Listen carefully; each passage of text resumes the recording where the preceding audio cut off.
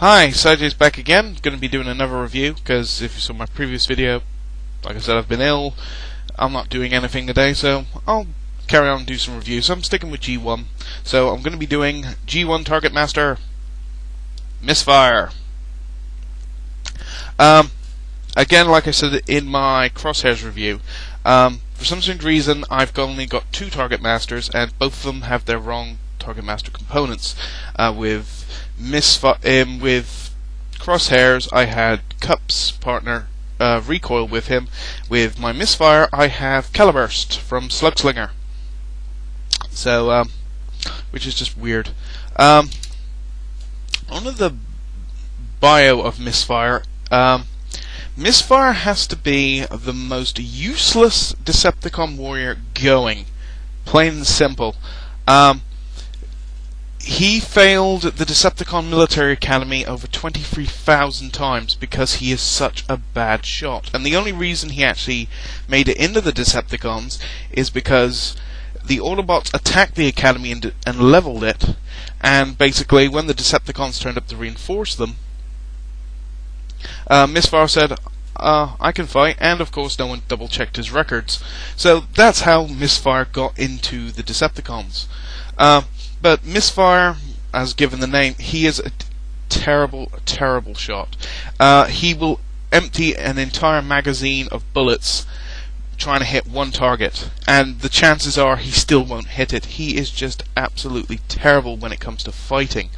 To the point, his other out of the Target Masters, you got Cyclonus and Scourge, but basically Trigger Happy, Slugslinger, and Misfire, they're like their own independent trio, and because he is such a bad shot, when they fly into battle, Slugslinger and Trigger Happy always usually stay at the back behind Misfire.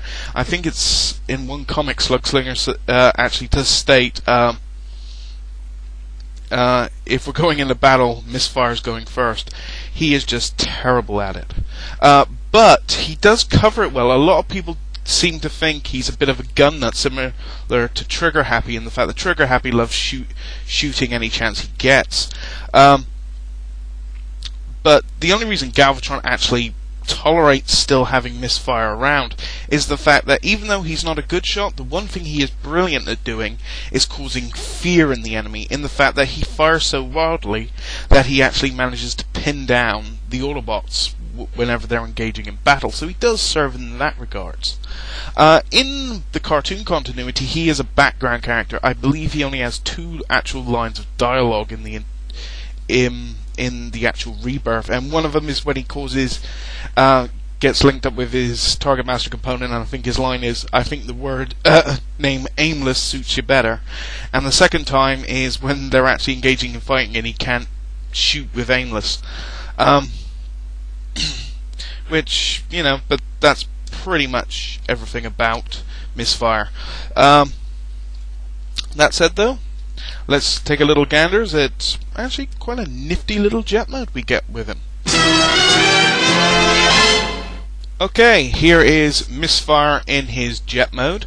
And one overly thing, considering RC was never brought out in G1, this has to be, I know it's sort of like a crimson pink, but it's still a very, very pink, very, very pink color scheme they gave Misfire. I really feel sorry for if there's, they all go to a bar and one Decepticon gets really drunk and accidentally makes an ass of himself, making a pass for Misfire, because that is a very pinkish color he has with him. Like I said, this companion I have with him is actually Caliburst from Slugslinger. And also he's slightly broken. I have a clip gone on him on that side, and he's one of the kind of Target Masters I don't like, in the fact that you got to sort of take him to pieces to put him back together. But you basically take off this gun, fold the arm, fold the legs out, put the cannon back on the back, and then we have Caliburst. Like all the Target Masters, no articulation, but really detailed little robot modes they actually gave them. And you know, I can understand the Target Master appeal. They are quite nice looking. Onto the actual Misfire himself. He is a very cool sort of Cybertronian jet. I really do dig this mold. I do like the sweeping down wings, the front nose. Sort of like, looking at it, it reminds me very much of classic, like, 80s sci-fi fighter design. You know, I'm pretty sure I've seen this kind of fighter design in a couple of other actual shows in the 80s. And actually, there was one that sprung to mind when I got this guy off the shelf today, but for the life of me, I can't figure out what it is. He has lovely little molded-in front guns. I really dig the nice fork with the extra little wings there. He's got a couple of intakes on the underside. Oh, and he's also got 2 undercarriage guns molded in.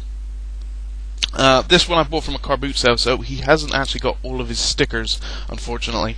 But he does have quite nice landing gear, and he does roll quite well on it.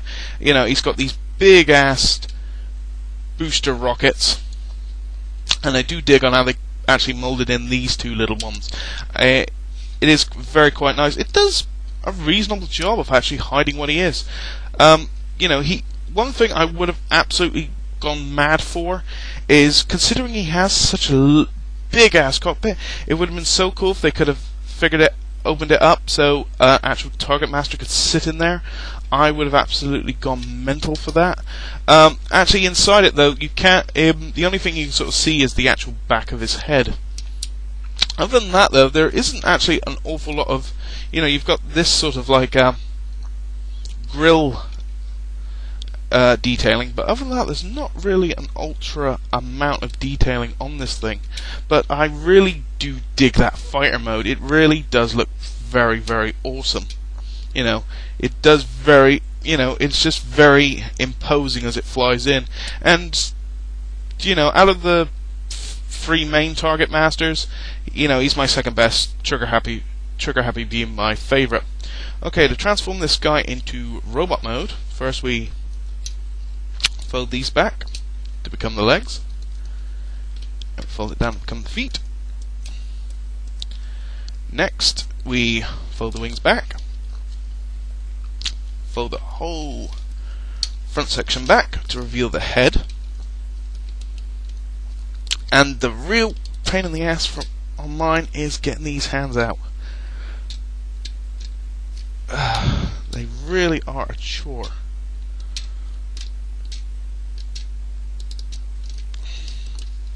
But this is Misfire in his robot mode.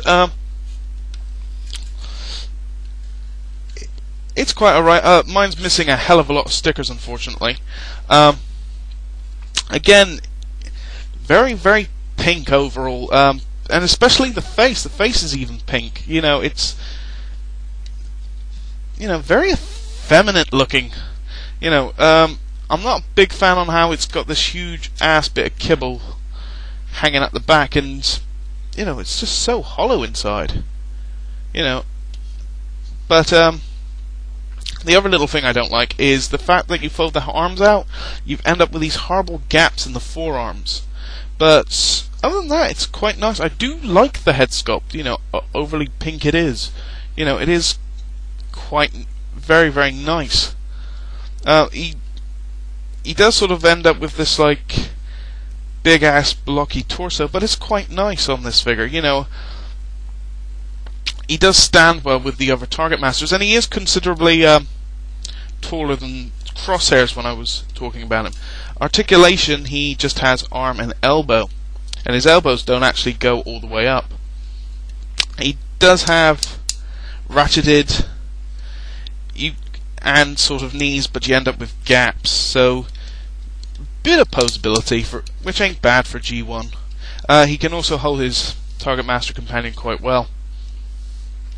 But overall, like I said in Crosshairs, Target Masters, Headmasters, Power Masters, they're all, you know, they're very collectible. And I was very happy when I found this guy at the car boot sale. I will get around at some point and actually getting other Target Masters.